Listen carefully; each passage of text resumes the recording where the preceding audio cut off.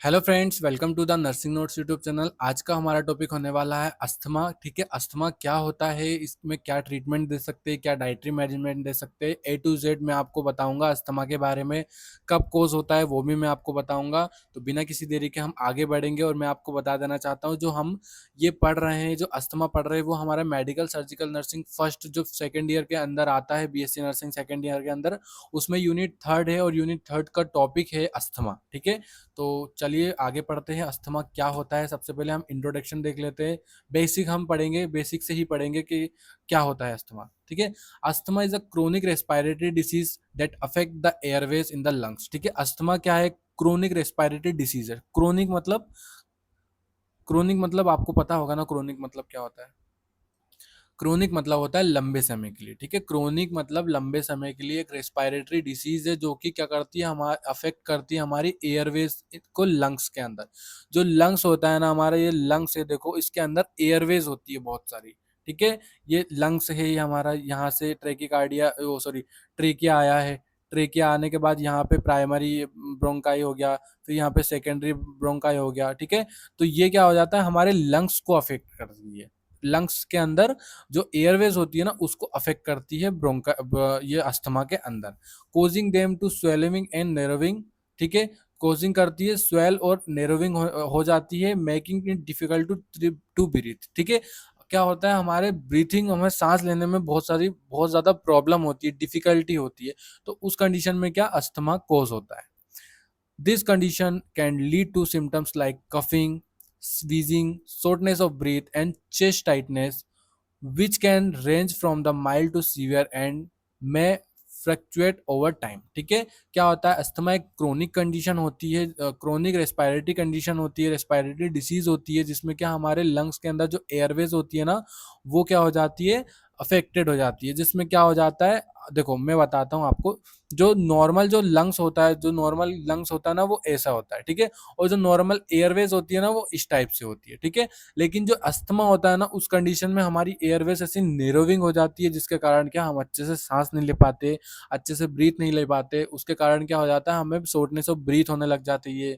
और साथ ही साथ क्या, वीजिंग जैसा साउंड आएगा। क्यों वीजिंग जैसा साउंड आएगा? क्योंकि आप जब जब नॉर्मली रहेगा ना, तो नॉर्मली वो एयर पास हो जाएगी, लेकिन ये जब सिकुड़ जाएगा, नेरोविंग हो जाएगा, तो उसमें क्या थोड़ी सी ही आवाज आएगी, थोड़ी सी ही हवा आएगी, थोड़ी सी ही हवा जाएगी। तो उस कंडीशन में क्या हो जाता है, हमें वीजिंग जैसा साउंड सुनाई देता है। ठीक है, कफिंग होने के चांसेस है। जब अच्छे से हम सांस नहीं ले पाते तो हमें कफ प्रोडक्शन होने लग जाता है।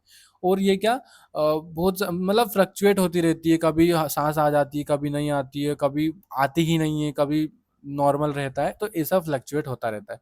तो ये कंडीशन अस्थमा कहलाता है। ठीक है, अस्थमा क्या होता है, क्रोनिक रेस्पिरेटरी कंडीशन है, रेस्पिरेटरी डिसीज है, जो कि हमारे एयरवेज को अफेक्ट करती है हमारे लंग्स के अंदर। ठीक है, मेनली आप यही समझ लीजिए। देन इटियोलॉजी, किस किस के कारण कोज हो सकता है अस्थमा। एलर्जी के कारण हो सकता है, जैसे पोलन हो गया, डस्ट माइट्स हो गया, डेंडर हो गया और मोल्ड। ठीक है, तो एलर्जी के कारण एलर्जन कोई भी पैथोजन हो गया है, एलर्जी जिस कंडीशन से आपको कोज होती है, बहुत सारों को मिट्टी से होती है, बहुत सारों को मतलब बहुत सारी अलग अलग एलर्जी होती है। ठीक है, इरिटेंट, स्मोक से, परफ्यूम, एयर पोल्यूशन और केमिकल, इससे भी अस्थमा हो सकता है। रिस्पायरेटरी इन्फेक्शन, वायरल और बैक्टीरियल इन्फेक्शन के कारण हो सकता है। Exercise include specially in cold और ड्राई। ठीक है, एक्सरसाइज इंड्यूस्ड। ठीक है, स्पेशली इन कोल्ड और ड्राई एयर। ठीक है, कोल्ड और ड्राई एयर जब इंड्यूस होती है ना, तो उस कंडीशन में भी आपको अस्थमा होने के चांसेस है। मेडिकेशन से नॉन स्टेरॉइड एंटी जो होती है वो एंटी इन्फ्लामेटरी ड्रग्स होते हैं, बीटा ब्लॉकर्स होती है ना, उसके कारण आपको भी देखने को मिल सकता है अस्थमा। ऑक्यूपेशनल एक्सप्लोजर की केमिकल्स, डस्ट और fumes, general sorry genetic predisposition, family history of asthma और एटोपी। ठीक है, अगर जेनेटिकली अगर आपको घर में किसी को, जैसे मम्मी या पापा को किसी को अस्थमा है, तो आपको होने की साथ मतलब संभावना है इसमें। हो भी सकता है, नहीं भी हो सकता है, 100% नहीं रहता है। Emotional stress can trigger bronchospasm. ठीक है, इमोशनल अगर आप है तो वो भी उसके कंडीशन में भी हो सकता है, अगर आप इमोशनल ज़्यादा स्ट्रेस लेते हो तो। फिजियोथेरेपी देख लेते हैं, सॉरी पैथोफिजियोलॉजी, पैथोफिजियोलॉजी देख लेते हैं। Explodes sorry expose to trigger allergen to irritant, ठीक है। एक्सपोज होता है, ट्रिगर करता है क्या, एलर्जन जो पैथोजेंस होता है ना वो ट्रिगर करता है हमारे लंग्स को या एयरवेज को। Activation of mast cell and eosinophils, release of inflammatory mediators histamine और ल्यूकोट्रीन। जो हिस्टामिन और ल्यूकोट्रीन जो रिसेप्टर्स होते हैं ना वो रिलीज होते हैं, जिसके कारण इन्फ्लामेशन कोज हो जाता है वहां पे, कहाँ, ब्रोंक्यूल्स के अंदर। तो फिर ब्रोंकियो कॉन्स्ट्रिक्टर हो जाता है, नैरोविंग ऑफ द एयरवेज, ठीक है, हमारी एयरवेज नैरो हो जाती है, इन्फ्लामेशन कोज हो जाता है, एडिमा या म्यूकस सिक्रीशन होने की संभावना है। एयरवे रिमोडिंग इन क्रोनिक केसेस, ठीक है, वहां पे फिर एयरवे रिमोडिंग हो जाती है। Reversible obstruction lead to symptoms like wheezing और डिस्पनिया, ठीक है। पैथोलॉजी, पैथोफिजियोलॉजी क्या है, सबसे पहले कोई भी एलर्जन जो होता है वो हमारे ट्रिगर करता है हमारे एयरवेज को, ठीक है। फिर क्या, एक्टिवेशन होता है मास्ट सेल का जिसको ईसोनोफिल बोलते हैं, ठीक है। और हिस्टामिन हिस्टामिन और जो ल्यूकोट्रीन होते हैं ना वो क्या वो रिलीज होते हैं, ये रिसेप्टर होते हैं इन्फ्लामेशन को कोज करने के लिए। फिर ब्रोंकोकॉन्स्ट्रिक्टर हो जाता है, वह हमारी जो एयरवेज होती है वह नैरो हो जाती है। फिर वहाँ इन्फ्लामेशन कोज हो जाता है, एडिमा एंड म्यूकस सिक्रीशन होने के हो जाते हैं। एयरवे रिमोडलिंग जो क्रोनिक केस होता है उसमें एयरवे जो होती है मॉडलिंग जो हो जाती है, रिमॉडलिंग हो जाती है। And reversible obstruction lead to symptoms like wheezing and dyspnoea, reversible obstruction होने लग जाता है वहाँ पे, वैसा का वैसे ही फिर वही कंडीशन हो जाएगी वहाँ पे। क्लिनिकल मैनिफेस्टेशन देख लेते हैं।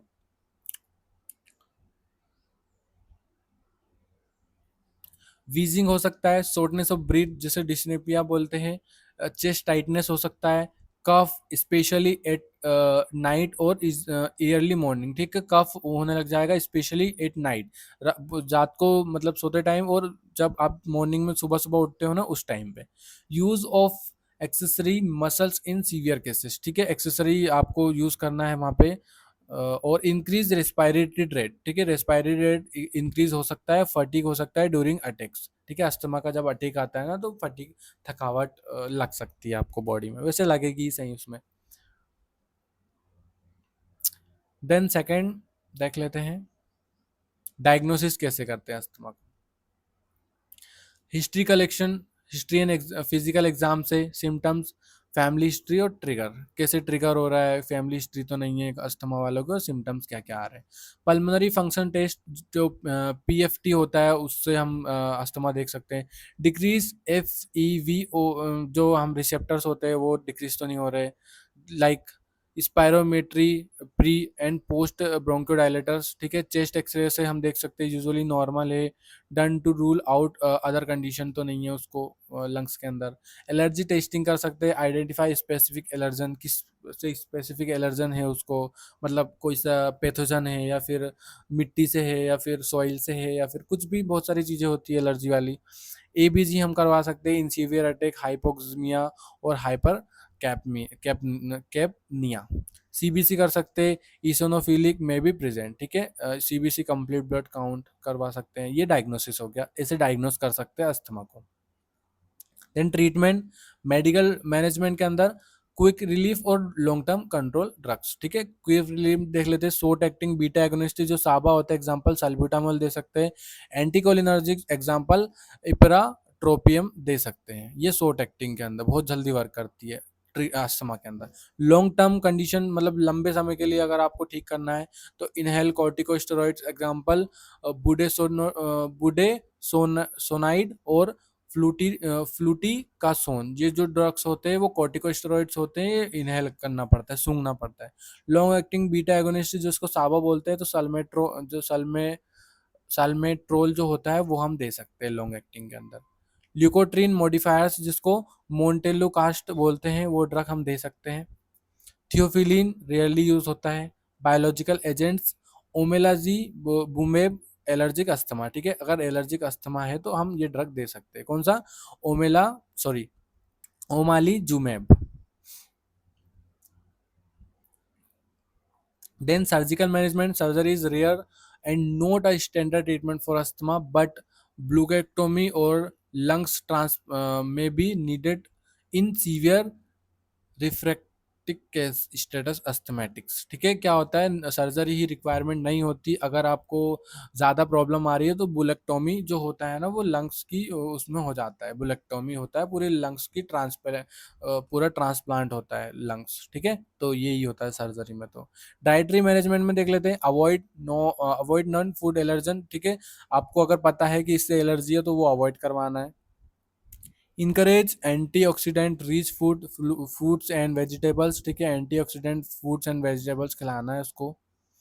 Maintain hydration. ठीक है, हाइड्रेशन मेंटेन करके चलना है।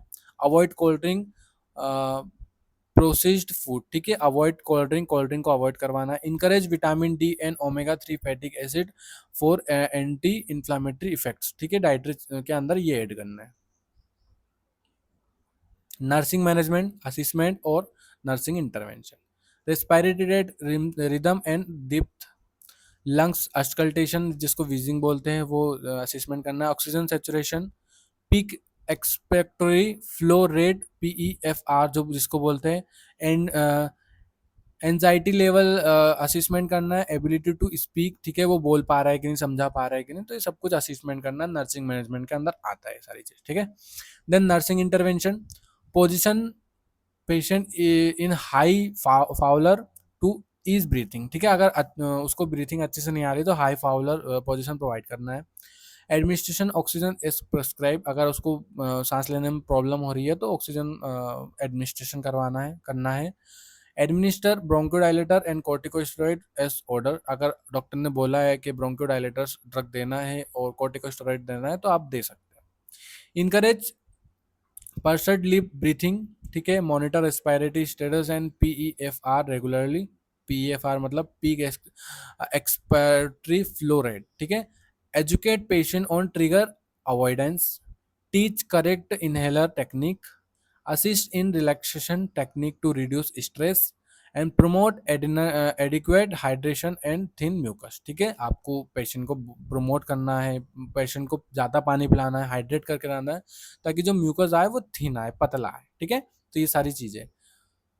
और हेल्थ एजुकेशन पेशेंट को प्रोवाइड करना है, जैसे इम्पोर्टेंस टू मेडिकेशन एडरेंस। ठीक है, पेशेंट को मॉनिटर, मतलब पेशेंट को जो मेडिकेशन मिली है उसके बारे में उसको बताना है कि आपको रोज लेना क्यों जरूरी है। How to use MDI, metered dose inhaler और स्पेसर। ठीक है, आप पेशेंट को बता सकते हैं कि आप कितने मात्रा में इनहेल कर सकते हो। Avoid trigger smoke, dust and pets. ठीक है, जैसे पेट्स होते हैं पालतू जानवर, डस्ट हो रहा है और स्मोक होता है, उससे अवॉइड आपको रहना है, मतलब ना तो पीना है ना उसके पास जाना है जो पी रहा है। Recognise early sign of attack, when to seek emergency care, use to peak flow meter at home. ठीक है, ये सारी चीज़ें पेशेंट को एजुकेट करना है। Then thank you. अगर आपको ये वीडियो अच्छी लगी है तो वीडियो को लाइक करके चैनल को सब्सक्राइब जरूर करें और बेल आइकन को जरूर दबाएं ताकि जो हमारी लेटेस्ट वीडियो है, आने वाली वीडियो आपको तुरंत पहुंचे। और अगर आपको कोई डाउट है तो हमारे कमेंट बॉक्स में आप पूछ सकते हो।